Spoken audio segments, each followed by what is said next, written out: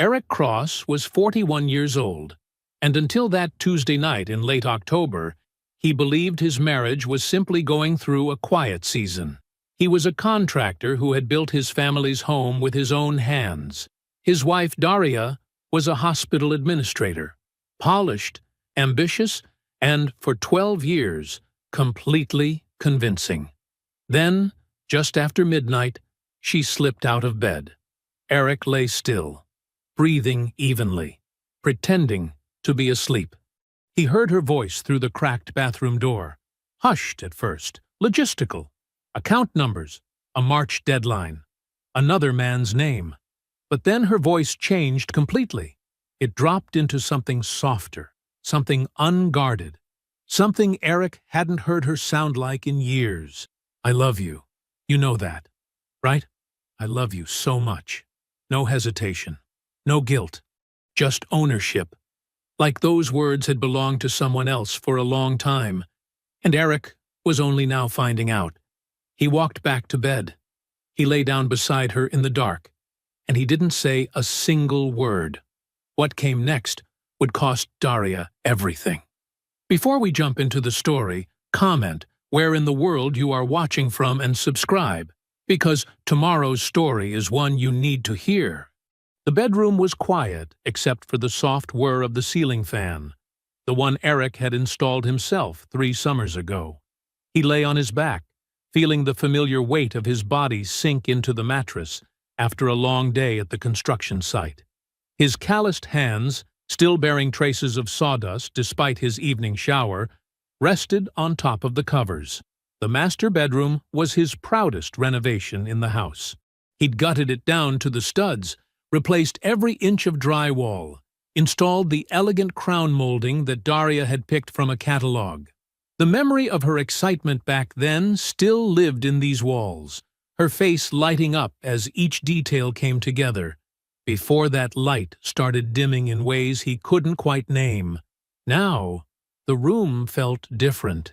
The king-sized bed might as well have been 2 separate islands.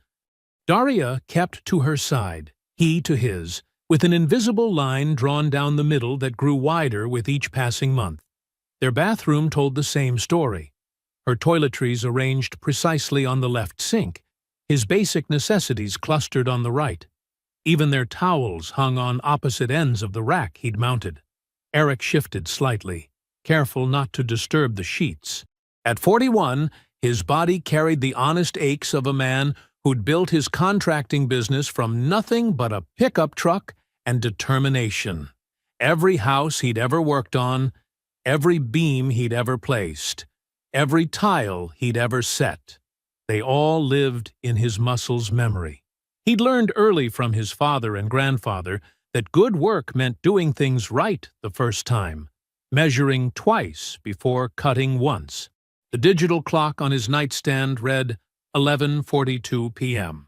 Daria had come to bed late again, citing another hospital board meeting that ran long. These meetings seemed to multiply lately, along with conferences and administrative functions that kept her away more and more. He'd chosen to believe her because that's what trust meant. His father had taught him that too. Trust until you can't. Then trust your instincts. The house creaked softly, settling into the October night. Through the window, maple leaves cast shifting shadows on the wall, trees he'd planted himself when they first bought the property. He could almost drift off, almost let sleep take him under. Then he felt it. The slight shift in the mattress as Daria carefully extracted herself from the covers. In the darkness, he kept his breathing steady and deep, maintaining the rhythm of sleep. Her footsteps were deliberately light as she moved across the hardwood floors he'd installed board by board. She was trying not to wake him. Something in those footsteps made his eyes open in the darkness. The carefulness in them was different from her usual midnight water runs or bathroom visits. These steps had intention behind them, each one placed with conscious thought. She was moving down the hallway now, past the framed photos of their wedding day, past the spare bedroom he'd converted into her home office. The footsteps stopped, A door closed softly. The guest bathroom, if he was tracking the sound right. And then, carried on the still air of the house, came the murmur of her voice. Low, intimate. The kind of voice used when you don't want to be heard by sleeping ears. Eric lay perfectly still, his body relaxed, but his mind suddenly, completely alert. He couldn't make out words yet, but he could hear the careful modulation in her tone, the way it dipped and rose in the rhythms of conversation. She was talking to someone. At nearly midnight, in their guest bathroom, he kept his breathing steady and deep, maintaining the pretense of sleep, even though he was alone in the room. Years of working construction sites had taught him patience. Sometimes you had to wait for the concrete to set just right, had to let the wood acclimate before you could work with it. So he waited, listening to that muffled voice carrying through the walls of the house he'd built with his own hands. The words weren't clear yet, but they would be. All he had to do was wait. Eric slipped from beneath the covers with the practiced silence of a man who'd spent decades working around sleeping households during early morning jobs. His feet found the hardwood without a sound. The hallway stretched before him, illuminated only by the faint glow of the nightlight they kept in the guest bathroom. Another small detail he'd installed himself, thinking of Daria's late-night water runs. He moved like a shadow, each step placed with deliberate care. The house knew him. He'd built too much of it not to know exactly which boards might creak under pressure. 15 feet down the hall, 10, 5. The guest bathroom door stood slightly ajar, a thin line of light spilling onto the carpet he'd laid 2 years ago. Daria's voice became clearer as he drew closer, though she was still speaking in hushed tones. He positioned himself against the wall beside the doorframe, where the shadows were deepest. His breathing remained steady and controlled, just as it did when he had to hold a beam perfectly level, while his crew secured it in place. "He doesn't know anything, Brad. He never does." Her voice carried through the gap, casual and dismissive, as though discussing a child who couldn't grasp simple concepts. Eric's hands flexed once at his sides, then relaxed. He'd handled materials too dangerous to grip with tension. This moment required the same discipline. The accounts? Yes. Everything we talked about. A pause as she listened to the voice on the other end. "I've been moving it exactly like we planned. Small amounts. He never checks anyway." The wall felt solid against Eric's back, grounding him as the implications of her words sank in. He'd trusted her with their finances because that's what partners did. Played to each other's strengths, covered each other's gaps. "By March," she continued, her voice taking on an edge of determination. "I need it done by March. That gives us plenty of time to—" Her voice dropped even lower, and Eric had to strain to catch the rest. "Get everything in place. The timing has to be perfect." There was another pause, longer this time. The silence felt heavy, loaded with things yet unsaid. Then Daria's voice changed, dropped an entire register into something soft and intimate. A tone he hadn't heard from her in so long he'd almost forgotten she was capable of it. "I know what I'm doing. I've been planning this longer than you have." A quiet laugh, private and warm. "You worry too much." More silence. Then, barely above a whisper, but clear as breaking glass in the quiet house. "I love you. You know that, right? I love you so much." The words hung in the air like smoke. There was no hesitation in them, no trace of guilt or conflict. They flowed from her with the ease of repetition, of a truth long established. These were words that had found a new home, been given away to someone else while Eric slept in their bed, worked at his sites, built their life piece by piece. His chest felt hollow, as though someone had reached in and scooped everything out with careful precision. The physical sensation of betrayal was immediate and profound. Not just the affair, but the calculation behind it, the planning, the patience of it. He moved back down the hallway before she could finish, each step measured and silent. His mind went to Marcus Thompson, the business partner who'd tried to steal his contracts when he was 29, thinking Eric too young and too trusting to notice the paperwork being redirected, the clients being approached privately. Eric had dismantled that betrayal piece by piece, documentation by documentation, without ever raising his voice. Marcus hadn't worked in residential construction in their county since. Back in bed, Eric lay still and studied the ceiling he'd plastered himself. Every swirl in the texture was familiar. He'd created each one. The urge to confront her immediately was a physical pressure in his chest, like holding his breath underwater.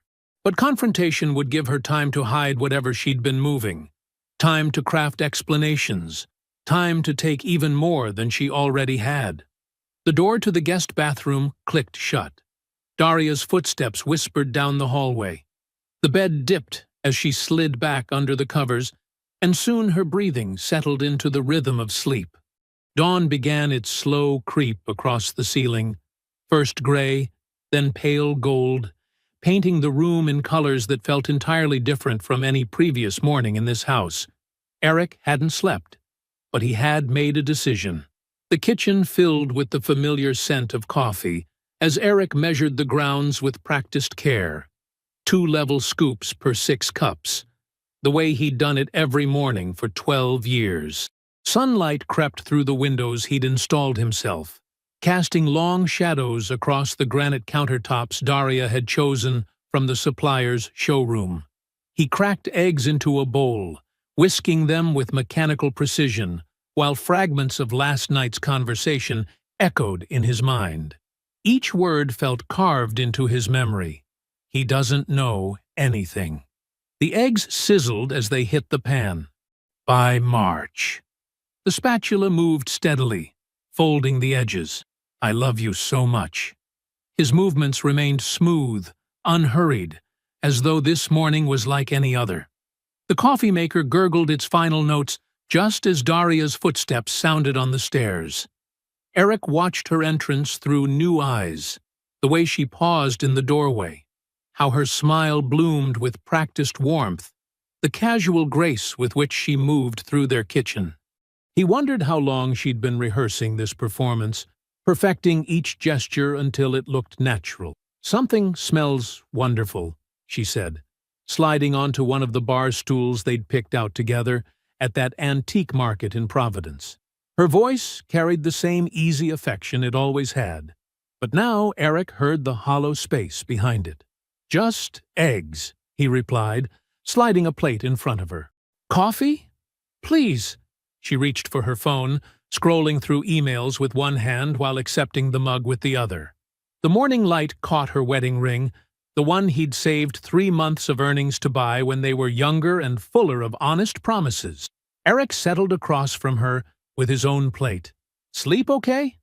Thought I heard you up in the night. Daria's pause was almost imperceptible. Almost. Couldn't sleep, she said, not looking up from her phone. Had some emails to catch up on. You know how the board gets when things pile up. He nodded, taking a slow sip of coffee. They work you too hard. Someone has to keep that place running, she smiled, the same smile she'd given him thousands of mornings before. But now he saw the performance in it, the careful construction of a wife going through her morning routine, playing her part in a scene she'd already decided would end. They finished breakfast in comfortable silence, comfortable for her, heavy with unspoken knowledge for him. When she stood to leave, she pressed a kiss to his cheek. The gesture felt like a signature on a contract he hadn't known he was signing. Don't forget we have dinner with the Hendersons on Friday, she said, gathering her things. Wouldn't dream of it, he replied, and watched her walk out to her car, the same car he'd helped her choose 3 years ago. Right around the time he now realized that Broad had entered the picture. The house felt different once she was gone. Eric sat at the kitchen table, watching his coffee grow cold in the mug Daria had given him last Christmas. The morning light caught dust motes floating through the air. Tiny things, invisible until illuminated just right. He pulled out his phone and called Porter James. They'd been friends since before Eric had his first truck, before he'd built his business from nothing but calloused hands and determination. Porter had been the one to warn him about Marcus Thompson's scheme all those years ago. "I need you to look into some things," Eric said when Porter answered. "Start today." Porter's response was immediate. No questions asked. "Send me what you have. I'll clear my schedule." The next call was to Aunt Gloria. She picked up on the second ring, just like she had when he was 16 and needed a ride home from football practice, when he was 22 and wanted advice about starting his own business, when he was 29 and struggling with whether to trust his instincts about Marcus. "Talk to me," she said. And Eric did. He laid out everything: the phone call, the March deadline, the casual dismissal in Daria's voice when she'd said he never noticed anything. Gloria listened without interrupting, her silence carrying the weight of years spent teaching him about numbers, about trust, about self-respect. When he finished, her voice was steady. "Come to me when you're ready. I'll have the coffee on." That afternoon, Eric stood at his newest job site, a complete home renovation for a retired judge who wanted everything done right, no corners cut. He watched his crew setting up, called out measurements, checked the level on each beam before it was secured. "Remember," he told his newest worker, demonstrating the proper technique, "measure twice, cut once, always." The corner booth at Mel's Diner felt like neutral ground. Worn red vinyl, coffee rings staining the laminate tabletop, afternoon sunlight filtering through blinds that had seen better decades. Eric watched Porter slide into the seat across from him, a manila folder tucked under one arm. They'd picked this place because it was 15 miles from their neighborhood, far enough that nobody who knew Daria would happen by. "Coffee?" The waitress appeared with a pot before either of them could answer. "Please," Porter said, waiting until she'd filled both cups and moved away before placing the folder on the table. His movements were careful, deliberate, the way a doctor might arrange papers before delivering difficult news. "Tell me," Eric said simply. Porter opened the folder and began laying out documents with methodical precision. 3 years, he said, his voice low and steady. "That's how long it's been going on with Broderick Hale. He's a real estate developer, operates mainly in commercial properties downtown, but has some residential holdings too." Eric nodded, studying the first photograph Porter placed before him. Daria and a tall man in an expensive suit, entering the Madison Hotel. The timestamp showed a Tuesday afternoon 3 months ago, a day Daria had told him she had a hospital board retreat. "I have phone records," Porter continued, sliding over several pages of highlighted calls and texts. "Hotel receipts, restaurant charges. They're not particularly careful anymore. Probably figured you weren't paying attention." He paused, watching Eric's face. "But that's not the worst of it." Eric looked up from the photographs, his expression carefully neutral. "Go on." Porter pulled out a stack of bank statements, each page marked with yellow sticky notes. "You said Daria handles the household finances, right? Manages the joint accounts?" At Eric's nod, he continued. "She's been making transfers, small ones, spread out so they don't raise flags. 200 here, 500 there. Always under 1,000 at a time." Eric's hands were steady as he took the statements, but Porter saw the muscle in his jaw tighten as he studied the numbers. "Over 14 months, Porter said quietly. "She's moved nearly $47,000 to a private account in her name only. The transfers usually coincide with weekends she claimed to be at conferences or girls' trips." The diner's ambient noise seemed to fade away as Eric processed this information.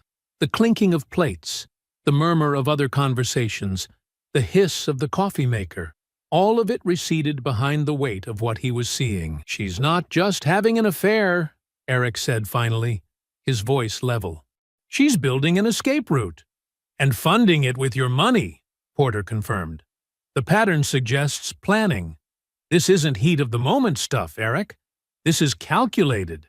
Eric closed the folder slowly, his hands flat against the manila surface. The wedding ring on his left hand caught the afternoon light.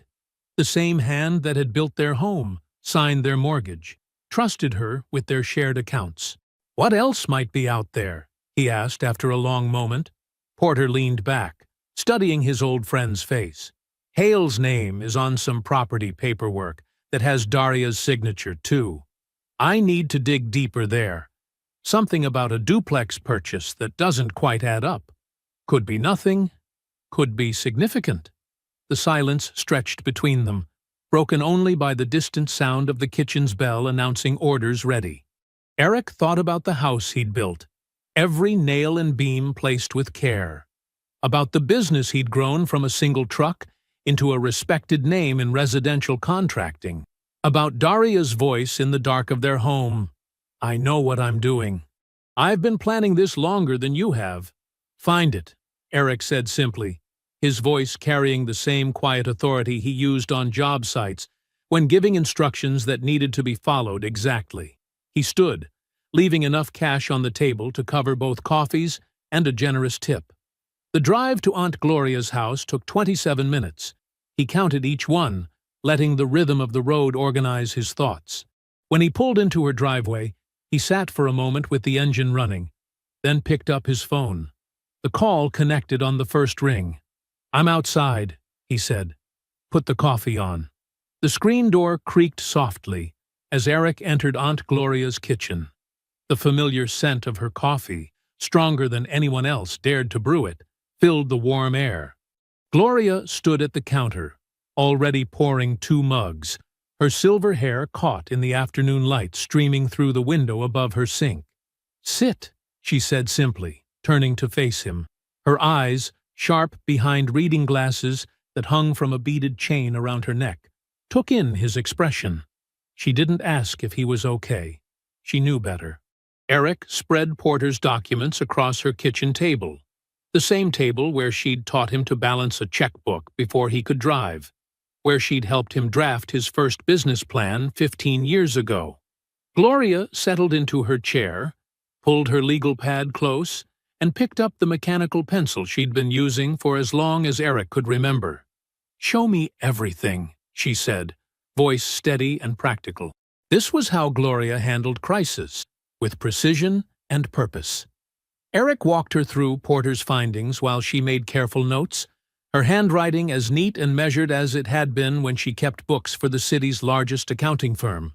When he finished, she took off her glasses and rubbed the bridge of her nose. "Your phone," she said, holding out her hand. "Pull up your household calendar." Eric unlocked his phone and opened the calendar app, sliding it across the table.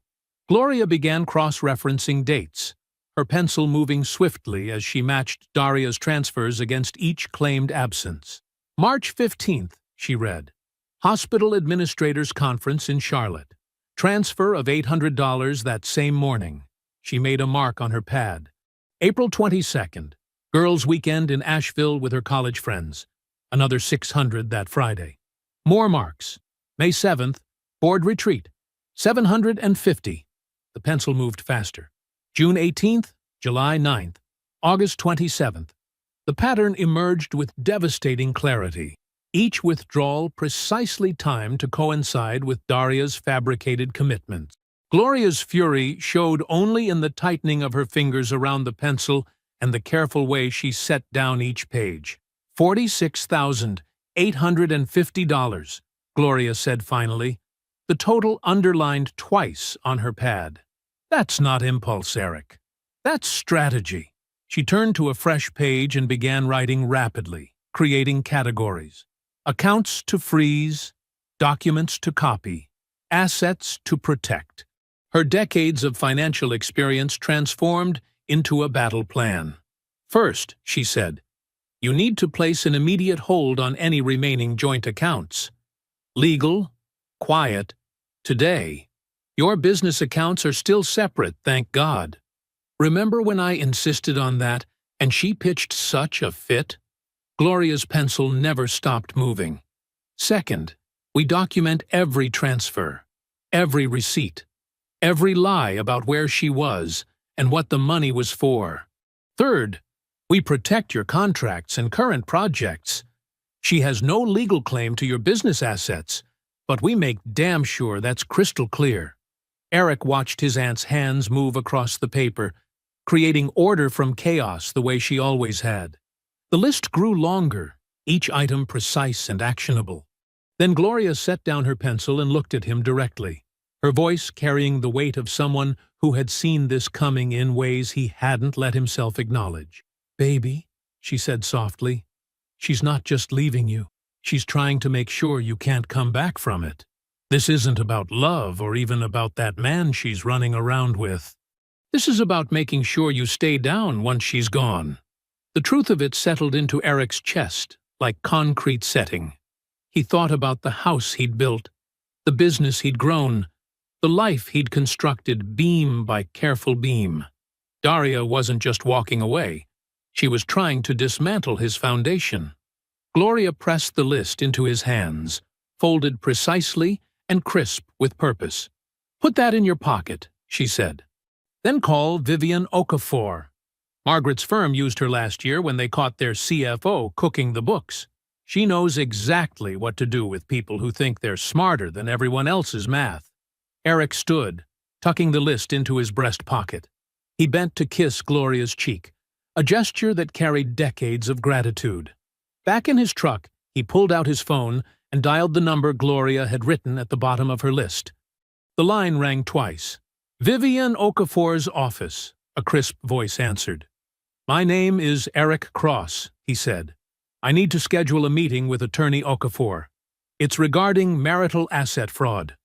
The law office occupied the third floor of a renovated brick building downtown. Eric took the stairs, Porter's folder and Gloria's analysis tucked under his arm. The hallway was quiet, morning sun streaming through tall windows onto polished hardwood floors. He found Suite 304 and pushed through a heavy oak door into a reception area where crisp white walls met dark wood trim. A young woman at the desk looked up expectantly. "Eric Cross for Attorney Okafor." "Yes, Mr. Cross. Please, follow me." She led him down a short hallway to a corner office where Vivian Okafor stood behind her desk, reviewing a document.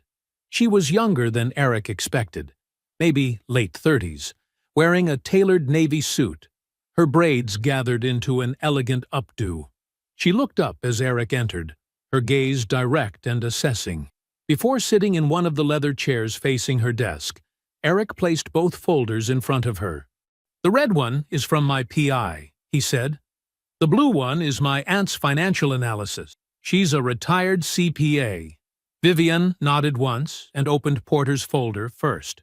She began reviewing documents with methodical precision, making occasional notes on a legal pad. Her expression remained neutral as she worked through the evidence of the affair, the financial transfers, the timeline Gloria had constructed. She asked clarifying questions in a measured tone that suggested she'd seen cases like this before and knew exactly what details mattered. "The transfers are clearly documented," she said finally, looking up from the papers. "Small amounts, consistent intervals, always just under $1,000, designed to avoid attention. But she made a mistake using your joint account as the source. That makes this marital asset fraud, Mr. Cross, not just infidelity." She leaned forward slightly, her hands folded on her desk. "That gives us significantly more leverage than a standard divorce filing. The court takes a very dim view of systematic financial deception between spouses." Eric nodded. "What do you need me to do?" "First, maintain absolute normalcy at home. Continue your regular routine. Give her no indication that anything has changed." Vivian opened her desk drawer and removed a business card. "Second, call this number today. It's my contact at First Citizens Bank. Tell him you're my client and need an immediate freeze on your joint account. It's completely within your legal rights, and he'll handle it discreetly." She wrote something on the back of the card. "Third, have your PI keep digging into the real estate angle. Property purchases create paper trails. If she's involved in anything with this Broderick Hale, we need to know exactly what and when." Eric tucked the card into his wallet. Timeline? I'll prepare a comprehensive filing that addresses both the divorce and the documented fraud. People who think they're winning get sloppy, Mr. Cross. Let her get a little more comfortable. When we move, it won't be a warning shot. It will be a closed door. She stood, extending her hand across the desk. Her grip was firm, professional. I'll be ready when you are. My office will call you by the end of the week with initial paperwork to review. Back in the parking lot, Eric sat in his truck and pulled out his phone. He called the number on Vivienne's card, identified himself as her client, and authorized the account freeze. The bank manager handled it efficiently, asking no unnecessary questions. Within minutes, Eric received a confirmation text that the hold was in place. He drove to his current job site, a kitchen renovation in Myers Park, and worked alongside his crew all day. He installed cabinet hardware, checked the countertop installation, and met with the homeowner about backsplash options. He kept his phone in his pocket, resisting the urge to check if Daria had discovered the account freeze yet. At 5:30, he headed home. He stopped at the grocery store, bought ingredients for the pasta dish Daria had always liked, and prepared dinner with methodical care. When she came through the door at 7, briefcase in hand and heels clicking on the hardwood he'd installed himself, he was setting the table. "How was your day?" he asked, his voice carefully normal as he filled her wine glass. She smiled, settling into her chair. "Endless meetings. The new oncology wing budget review is driving everyone crazy." She took a sip of wine. "This looks wonderful." Eric served the pasta, watching her talk about her day. He saw now what he hadn't before: the practiced ease of her performance, the careful way she managed his perception. He smiled at appropriate moments, asked follow-up questions about the budget review, and felt the weight of Vivienne's business card in his wallet, like a key waiting to turn in a lock. Eric was checking the framing on a new edition when his phone buzzed in his pocket. Porter's name lit up the screen. He stepped away from the noise of circular saws and nail guns, finding a quiet spot near his truck. "Got a minute?" Porter asked, his voice carrying that particular weight Eric had come to recognize. "Same place as before. I need to show you something." The diner looked exactly as it had 10 days ago. Worn vinyl booths, coffee-stained menus, afternoon sun streaming through dusty windows. Porter sat in the same booth, but this time the folder in front of him was noticeably thicker. Eric slid into the seat across from him. The waitress approached with a coffee pot, but Porter waved her off with a polite smile. He waited until she was out of earshot before opening the folder. "3 things," Porter said, his voice low and steady. "First one's the property records." He slid a document across the table. 7 months ago, Daria co-signed on a duplex purchase with Broderick Hale. Nice area, just outside Matthews. Purchase price was $485,000. Eric studied the deed. There were their names side by side: Broderick Hale and Daria Cross. His wife's signature, familiar yet strange in this context, dated 7 months prior. Her down payment contribution, Porter continued, sliding another document forward, came from those transfers we tracked. $42,500. She's already a property owner with him, Eric. She didn't just start planning to leave. In the ways that matter most, she's already gone. Eric nodded slowly, his carpenter's hands flat on the table. He had built things his whole life: houses, businesses, trust. He understood better than most how long before a structure falls, the foundation begins to crack. "Second thing?" he asked. Porter's expression tightened slightly. "I dug into Hale's background, found a pattern." He produced several more documents: court filings, settlement agreements, property records. 3 years ago, he was in a relationship with a woman named Christine Larson. It ended badly, very badly. Eric scanned the documents as Porter talked. The story emerged in cold, legal language: shared property purchases, transferred assets, mounting debt in Christine's name. When it ended, she was financially gutted and legally entangled. Broderick had walked away clean through careful maneuvering and quiet settlements. "He's done this before," Porter said quietly. "It's not a relationship gone wrong. It's a pattern. He finds women who are financially ambitious, emotionally dissatisfied, positions himself as both romantic rescue and business partner, structures deals like this duplex purchase to maximize his protection and minimize his exposure. Then, when it serves him, he exits. Cleanly." Eric sat back, letting the full weight of it settle. Daria, who believed she was orchestrating her escape with a willing accomplice, had actually handed a predator a complete map of her vulnerabilities. She had made herself the perfect target while thinking she was the one in control. "She has no idea," Eric said finally. "No," Porter agreed. "She thinks she's using him." Eric felt something complex shift in his chest. Not sympathy, exactly. Daria had made her choices with clear eyes and cold calculation. But this information changed the shape of what was coming. It would be useful. "Thank you," he said, gathering the documents carefully. That evening, after his crew had gone home and the job site was quiet, Eric sat in his truck and made one more call. The phone rang twice before Margaret Whitfield's warm voice answered. "Eric! What a lovely surprise!" "Hey, Margaret," he said, matching her warmth naturally because it was genuine. He had always loved Daria's mother, her quiet dignity, her clear sense of right and wrong. "I was hoping maybe you'd like to come over for Sunday dinner next week. Daria mentioned you've been wanting to get together." "Oh, that would be wonderful," Margaret said. "I'll bring my sweet potato pie. I know it's your favorite." "You spoil me," Eric smiled. "We'd love to have you. I'll be there. Love you, son." "Love you too, Margaret. I mean that."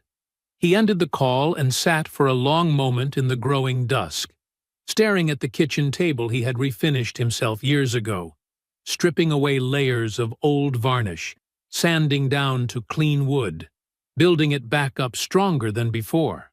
He was ready. The hardest part of building anything, Eric had learned over decades of construction, was making it look effortless. The same proved true of these final 2 weeks. Each day a careful performance of normalcy that required more skill than any house he'd ever built. He woke before dawn that first morning, the same way he always did. Made coffee, packed his lunch, checked the weather forecast for his outdoor cruise. When Daria came downstairs, he handed her the travel mug he'd prepared exactly how she liked it. 1 sugar, splash of cream. Their fingers brushed. He smiled. She smiled back, the expression perfect but hollow, like a demo house staged for showing. All surface, no life inside. On Thursday, he stopped at Wilson's flower shop on his way home. Sarah Wilson, who'd done their wedding flowers 12 years ago, wrapped a dozen roses with her usual care. "Just because?" she asked with a warm smile. Eric nodded, letting her believe in simple romantic gestures. The truth was, he needed to see exactly how Daria would handle an unexpected display of affection now that he understood the game she was playing. She was at the kitchen island when he arrived home, laptop open, reading glasses perched on her nose. The surprise flickered across her face before she could catch it. "What's this for?" "No reason," he said easily, setting the flowers in front of her. "Just saw them and thought of you." Her smile was perfect, practiced, controlled, but her eyes gave her away. They always had, if you knew how to look. There was something almost impatient in them now, like someone enduring a conversation they can't wait to end. She had already left this marriage in her mind. The roses were just one more thing to pretend about until March. He cooked that night. Grilled chicken, roasted vegetables, the kind of simple, careful meal he'd made hundreds of times in this kitchen. He asked about her day. She told him about hospital politics, board meetings, the usual carefully curated version of her professional life. He listened with genuine interest, noting how she avoided any mention of Broderick, despite the fact that, as a major developer, He had multiple dealings with the hospital board. The following Tuesday, Eric met James Hartford for lunch. James sat on the hospital board and had known both Eric and Daria for years. The kind of casual friendship built through charity events and holiday parties. They met at a quiet bistro downtown, the type of place where business lunches stretched past 2 o'clock. Halfway through their sandwiches, during a natural lull in conversation about James's new boat, Eric let his smile fade just slightly. "Been a challenging few months at home," he said quietly. "Daria and I are working through some things." He didn't elaborate. Didn't need to. James offered the expected sympathetic noises, the requisite encouragement that all marriages had rough patches. Eric nodded, changed the subject smoothly back to safer waters. But he had done what he needed to do, planted just enough context that when the truth emerged, it wouldn't explode like a bomb in Daria's professional circle. The blast radius would be contained. That same afternoon, Vivian's office confirmed what he already knew. Everything was ready. The filing was complete, the documentation preserved, the business accounts fully separated. 3 nights ago, Daria had made another call from the guest bathroom, loud enough to be picked up by Eric's phone recording app, perfectly legal in their state. The recording now sat in Vivian's possession, another piece of leverage she would know exactly how to use. Saturday morning arrived clear and cool. Daria kissed his cheek, casual as anything, and said she was meeting Caroline for brunch. Eric watched through the kitchen window as she backed out of the driveway, knowing Caroline was actually in Charlotte this weekend, a fact Daria had forgotten he knew. He waited until her car disappeared around the corner before pulling out his phone. He typed 2 words to Porter, "Set up the meeting." Then he sat down at the kitchen table, the one he'd refinished himself years ago, stripping away layers of old varnish to get down to the truth of the wood beneath. He didn't move. He barely breathed. He was completely still. The aroma of pot roast filled the house when Daria came downstairs that Sunday afternoon, still fastening an earring. She stopped abruptly in the dining room doorway. Her mother, Margaret, sat at the table, already settled in like she'd been there for hours. A crystal serving dish of her signature sweet potato pie, placed precisely on the dark wood Eric had restored by hand. "Mom!" Daria's voice lifted in genuine surprise. "I didn't know you were coming today." Margaret smiled warmly. "Eric said you suggested getting together." She smoothed her napkin across her lap. "Though apparently he told you I was the one who asked." Something flickered across Daria's face, the micro-expression of someone calculating exits and finding none. She couldn't leave now without explaining why, couldn't manufacture an emergency without raising question. She was trapped by the very social graces her mother had spent decades teaching her.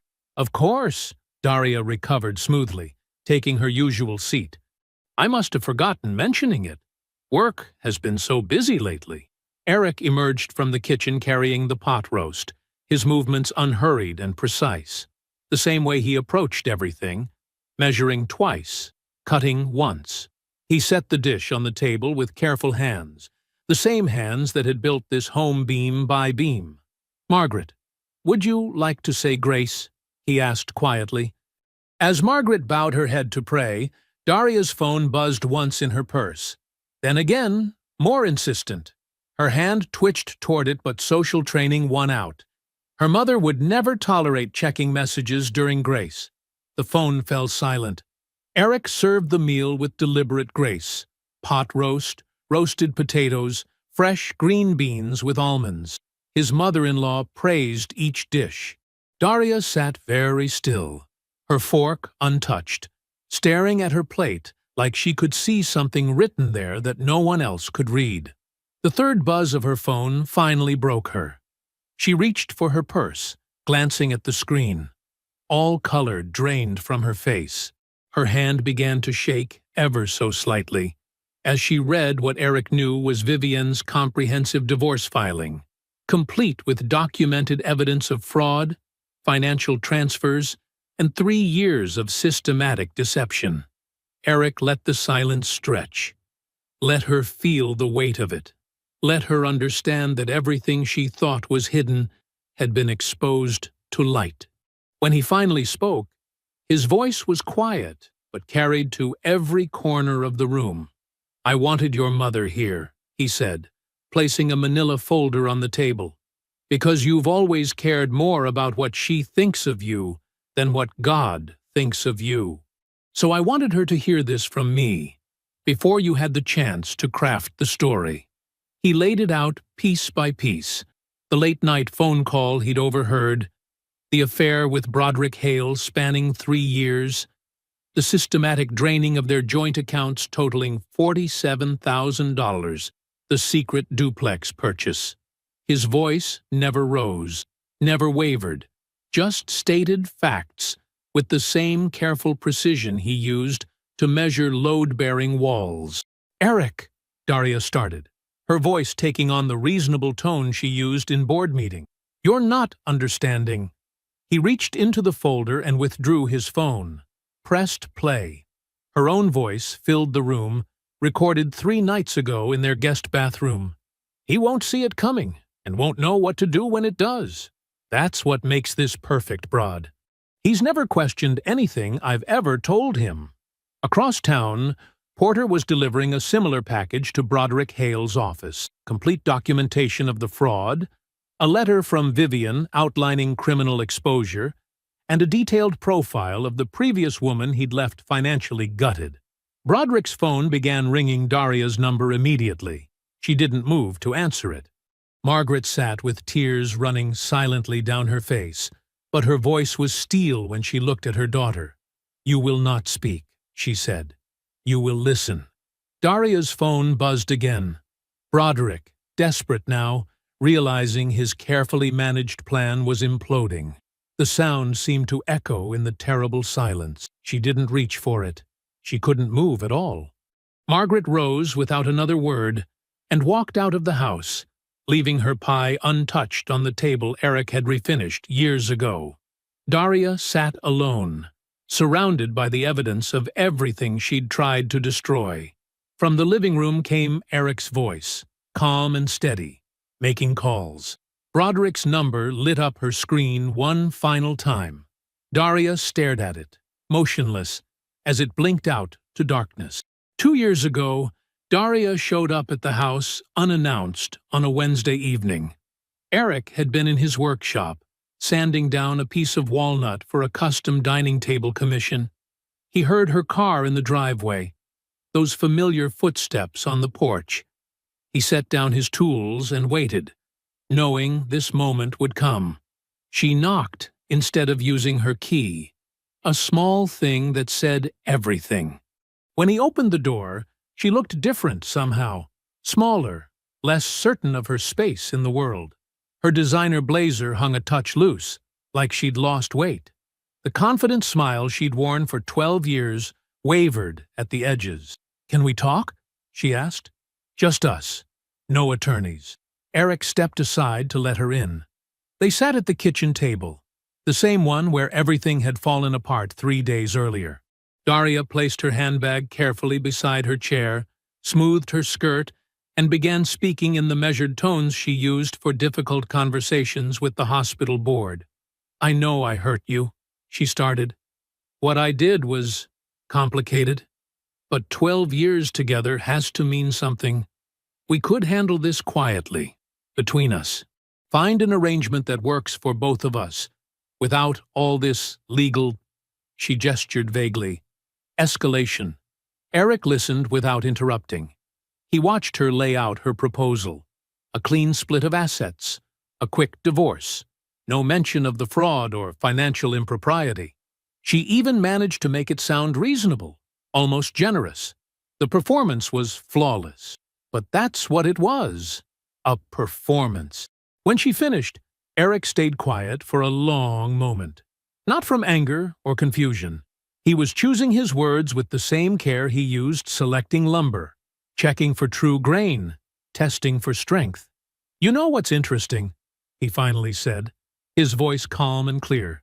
"You're still doing it, still assuming I'm too simple to see what this is, too ordinary to understand that you're trying to manage me, even now." He leaned forward slightly, hands folded on the table between them. The affair wasn't the cruelest thing you did. The money wasn't either. What was cruel was deciding, somewhere along the way, that I was too limited to ever catch up to you, too small to ever be a real threat to your plans. Daria's careful composure cracked just slightly. Eric continued, each word measured and true. You thought you were smarter than me because I work with my hands, because I take time to think before I speak, because I believe in building things that last. He shook his head once. That assumption was your only real mistake. Everything else, the affair, the fraud, even Broderick, those were choices. But underestimating me? That was just poor judgment. He stood, extending his hand across the table. Businesslike, final. Vivian will handle everything from here. Take care of yourself, Daria. He walked out of the kitchen without looking back. Daria sat alone at the table, surrounded by the evidence of everything Eric had built while she was busy underestimating him. 2 years passed like water under a bridge. The divorce settlement, shaped by the documented fraud, left Daria with far less than she'd planned. The duplex became a legal nightmare. Broderick's attorneys limited his exposure, leaving her holding obligations she struggled to meet. Broderick himself disappeared from her life within weeks of the legal exposure, his charming facade cracking under pressure. She moved into a small apartment across town. Her position at the hospital survived, barely. But the board relationships that had once elevated her cooled considerably. The quiet whispers followed her through corridors.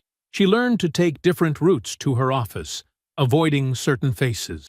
Broderick faced his own reckoning. A civil complaint emerged from the documentation Porter had uncovered, which Vivian had quietly forwarded to appropriate channels. His carefully maintained reputation developed cracks he couldn't smooth over. Meanwhile, Eric built. He expanded his contracting business methodically, adding 2 new crews, developing a commercial division that Aunt Gloria helped him structure with her characteristic precision. He designed his own home from the ground up, working evenings and weekends between jobs. The result was modest in size, but extraordinary in craft. Every detail considered, every joint perfect, every finish selected with care. It was exactly what he wanted. No more and no less. Now he stood on the back porch of that home, coffee warming his hands in the early morning air. He watched sunlight creep across the yard he'd landscaped himself, catching on the dew. His phone buzzed in his pocket. A major new project bid he'd been waiting on. He set his coffee down on the railing he'd shaped from reclaimed cedar. He smiled. He had work to do. I hope you enjoyed that one. Be sure to like the video and subscribe so you don't miss the next story. I've picked out 2 more for you that I think you'll really like.